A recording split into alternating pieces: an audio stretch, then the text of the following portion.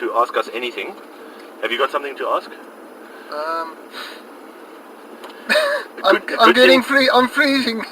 No, a good start would be, what are we sitting in? This is a V250. Yes. Is that a Merc Piano? It's a Mercedes what is V-Class. They have so many vans, like a Vito, Viano, Sprinter.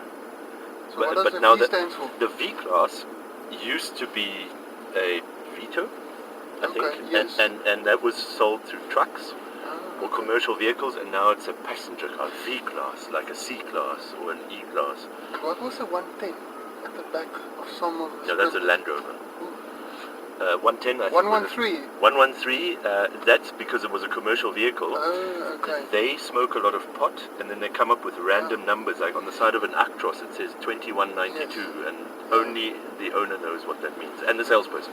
Okay. So anyway, welcome to, not Cars and Coffee, what's it called? Ask Us Anything. Welcome to Ask, I got this right, Us Anything. I think you should just maybe brief me what we're gonna...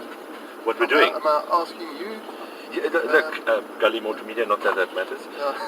Terms and conditions apply. So, what this is, the terms and conditions are... Yeah, the fine print. Yes, you can ask us anything in the comments below, but 3 rules. 1, it has to be automotive. Preferably cars, maybe pickups, but not like Russian tractors or 3-wheel scooter, cars. Ask us anything about cars.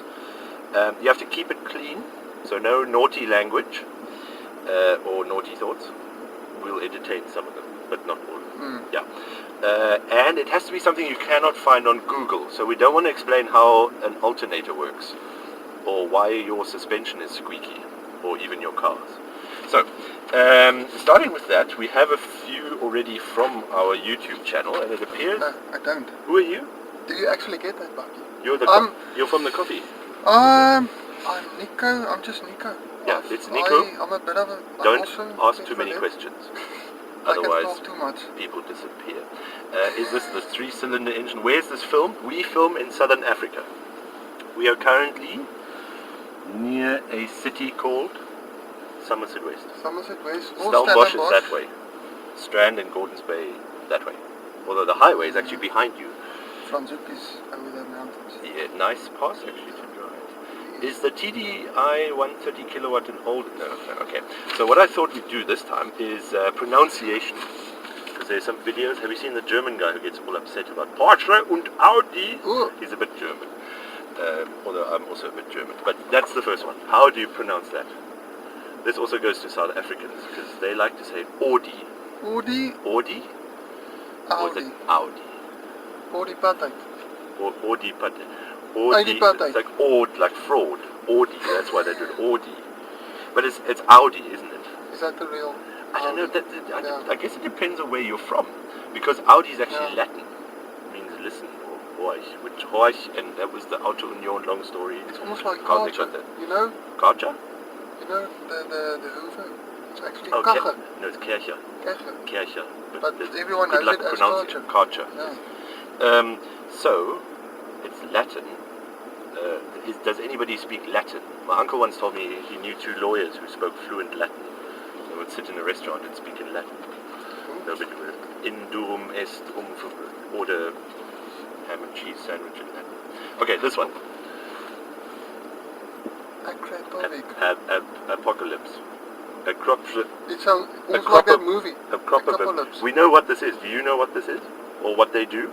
They're actually known for bikes as well, isn't it? More bikes than cars. Systems. Yes. They do one for the new GT86. And the Golf R. Yes. We had one, yes. Apocalypse. I think that means and then CH. Yes. Now, dear Americans, we have to speak about this. He's a big fan, by the way. How do you pronounce this? In America, Honda. Honda. In South Africa, Honda. The rest of the world, Honda. Honda. Yeah. You see that? It's an O, Honda. It's actually an O, but it's Honda. No, but in America it's got 3 A's, 2 H's, and then Honda. Honda. Where did you get that? It's almost like the tuning that you get on Honda on data. Really? They call it Hondata. Hondata? Hondata, yeah. In America. That I haven't heard of. Yeah. Is the engine noise disturbing you? Or the ventilation? I need ventilation, unfortunately. This one. What does that say? It's a tyre brand, it's a Bentley range. Oh, Bentley Continental. Yeah, Tire, Continental. I like Continental tyres. I've got them on most of my cars. Yes. Except in America, you can't get Continental. You can only get Continental. So it's like A can't, and then all of this disappears, and then and that also goes. So Continental. I don't know what that means. Now this one also annoys me. What is this?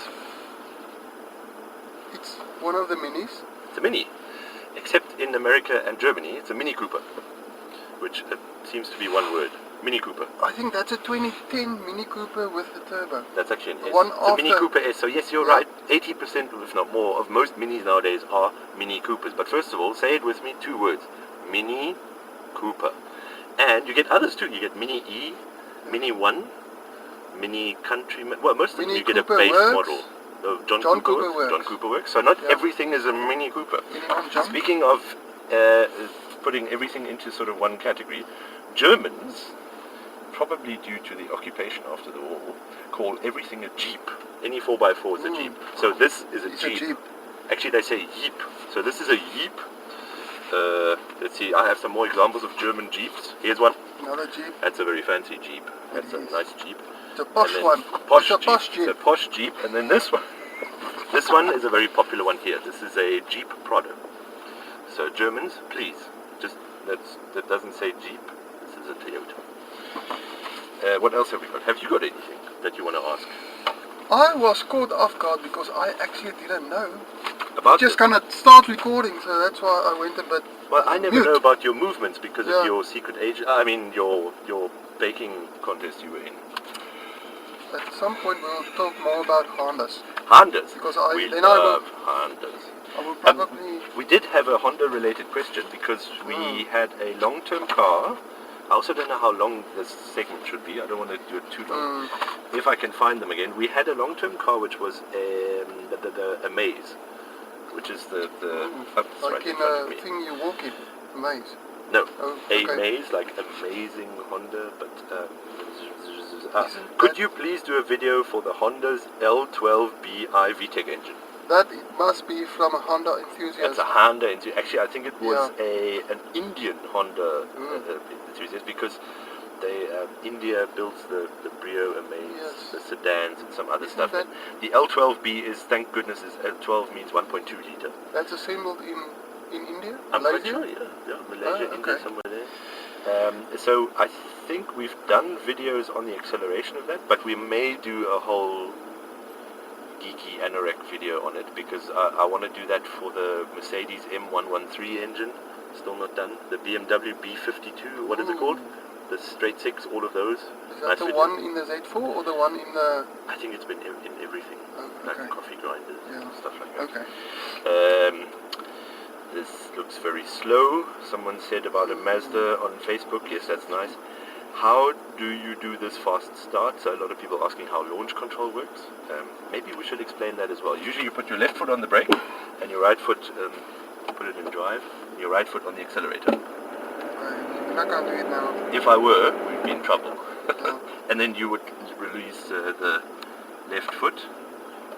So is that like a manual way to do it with a car that doesn't have it?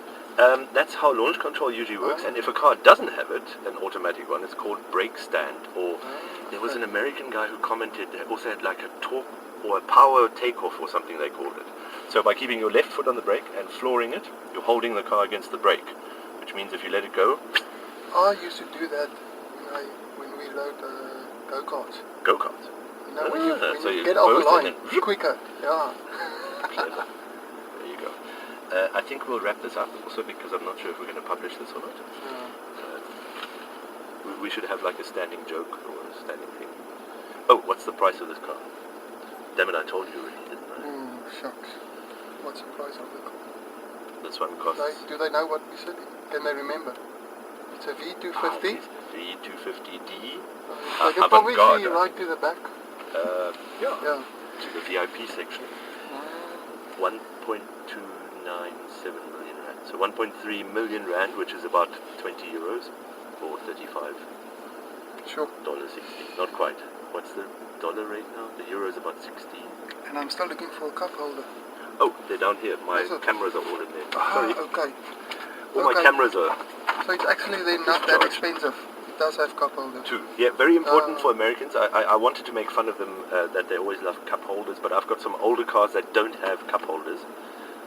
And it is quite annoying, because we love our coffee, which is over there, in the direction of Gordon's Bay, by the pile of stuff you can't see. Right. Is that a wrap? Thank you. See you next time. Or maybe Ciao, see ciao. someone else. See who else comes in the car. Bye. Ciao, ciao. Drive safely.